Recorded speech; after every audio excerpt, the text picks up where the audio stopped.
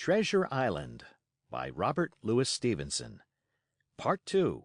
The Sea Cook. Chapter 7. I Go to Bristol.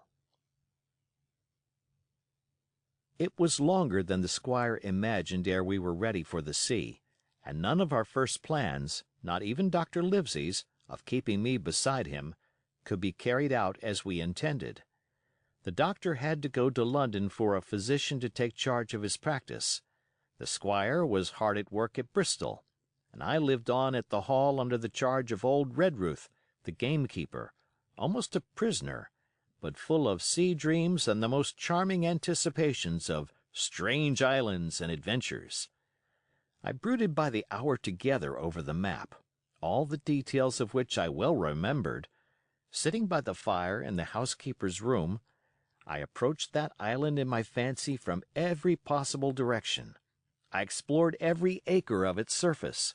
I climbed 1,000 times to that tall hill they call the Spyglass, and from the top enjoyed the most wonderful and changing prospects. Sometimes the isle was thick with savages, with whom we fought, sometimes full of dangerous animals that hunted us. But in all my fancies, nothing occurred to me so strange and tragic as our actual adventures.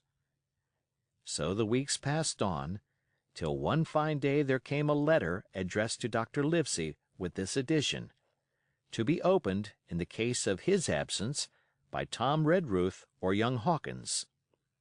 Obeying this order, we found, or rather I found, for the gamekeeper was a poor hand at reading anything but print, the following important news. Old Anchor Inn, Bristol, March 1st. Dear Livesey, as I do not know whether you are at the Hall or still in London, I send this in double to both places. The ship is bought and fitted. She lies at anchor, ready for sea. You never imagined a sweeter schooner. A child might sail her. 200 tons. Name? Hispaniola.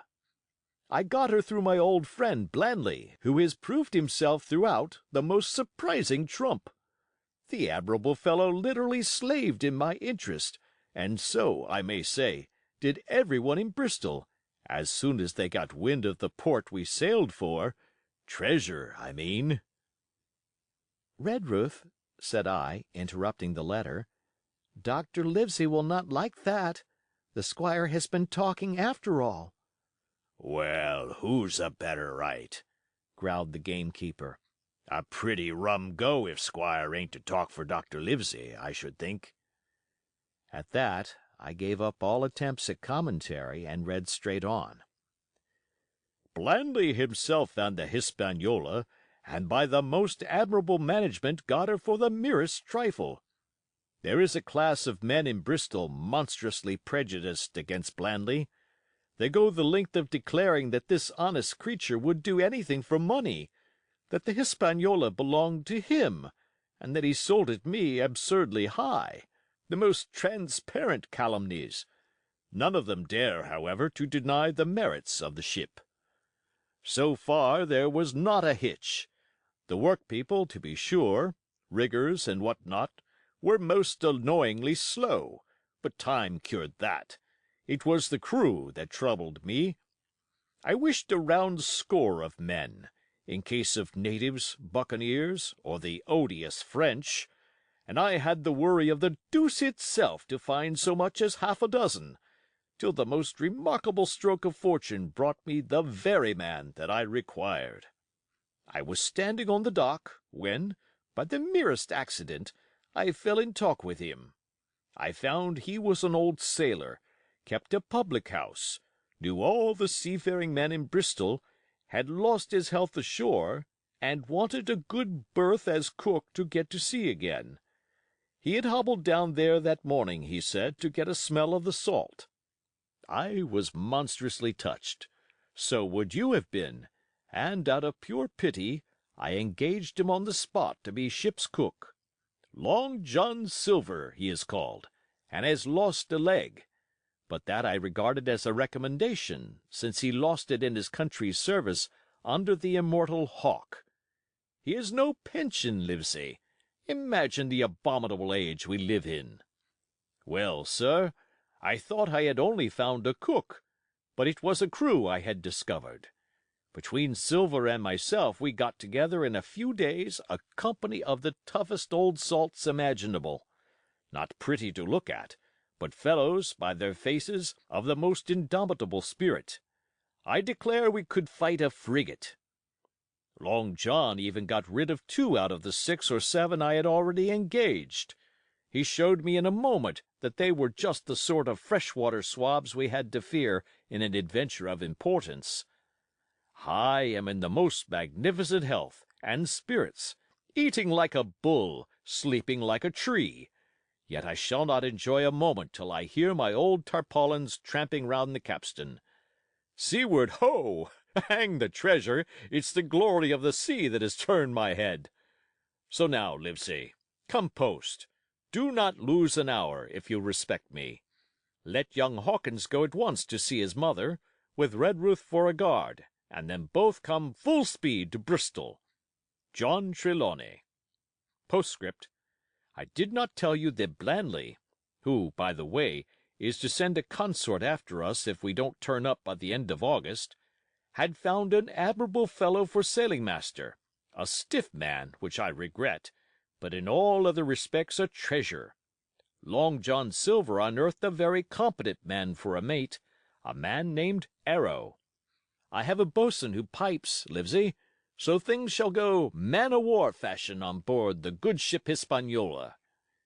I forgot to tell you that Silver is a man of substance. I know of my own knowledge that he has a banker's account, which has never been overdrawn.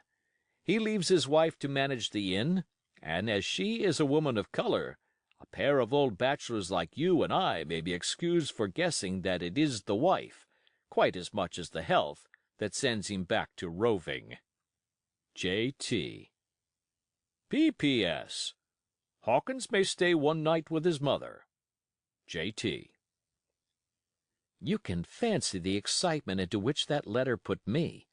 I was half beside myself with glee, and if ever I despised a man, it was old Tom Redruth, who could do nothing but grumble and lament. Any of the under gamekeepers would gladly have changed places with him, but such was not the squire's pleasure, and the squire's pleasure was like law among them all. Nobody but old Redruth would have dared so much as even to grumble.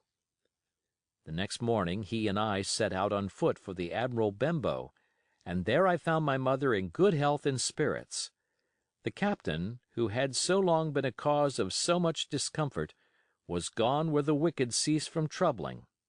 The squire had had everything repaired, and the public rooms and the sign repainted, and had added some furniture. Above all, a beautiful armchair for mother in the bar. He had found her a boy as an apprentice also, so that she should not want help while I was gone. It was on seeing that boy that I understood for the first time my situation. I had thought up to that moment of the adventures before me, not at all of the home that I was leaving, and now, at sight of this clumsy stranger, who was to stay here in my place beside my mother, I had my first attack of tears. I am afraid I led that boy a dog's life, for as he was new to the work, I had 100 opportunities of setting him right and putting him down, and I was not slow to profit by them. The night passed, and the next day, after dinner, Redruth and I were afoot again and on the road.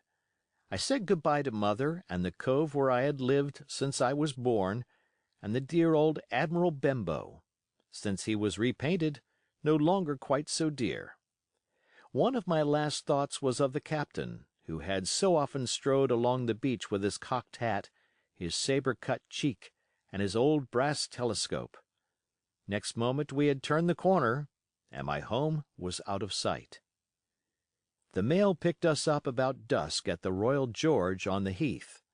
I was wedged in between Redruth and a stout old gentleman, and in spite of the swift motion and the cold night air, I must have dozed a great deal from the very first, and then slept like a log up hill and down dale through stage after stage, for when I was awakened at last it was by a punch in the ribs, and I opened my eyes to find that we were standing still before a large building in the city street, and that the day had already broken a long time. "Where are we?" I asked. "Bristol," said Tom. "Get down." Mr. Trelawney had taken up his residence at an inn far down the docks to superintend the work upon the schooner.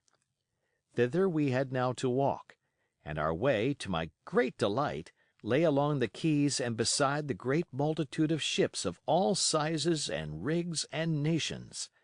In one, sailors were singing at their work. In another, there were men aloft, high over my head, hanging to threads that seemed no thicker than a spider's. Though I had lived by the shore all my life, I seemed never to have been near the sea till then. The smell of tar and salt was something new. I saw the most wonderful figureheads, that had all been far over the ocean.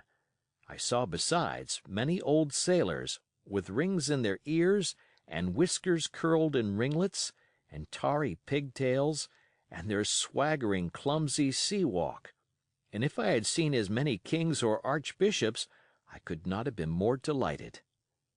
And I was going to sea myself, to sea in a schooner, with a piping boatswain and pigtailed singing seamen, to sea, bound for an unknown island, and to seek for buried treasure. While I was still in this delightful dream, we came suddenly in front of a large inn and met Squire Trelawney, all dressed out like a sea officer, in stout blue cloth, coming out of the door with a smile on his face and a capital imitation of a sailor's walk. "Here you are," he cried, "and the doctor came last night from London. Bravo! The ship's company complete." "Oh, sir," cried I, "when do we sail?" "Sail," says he. "We sail tomorrow." End of chapter.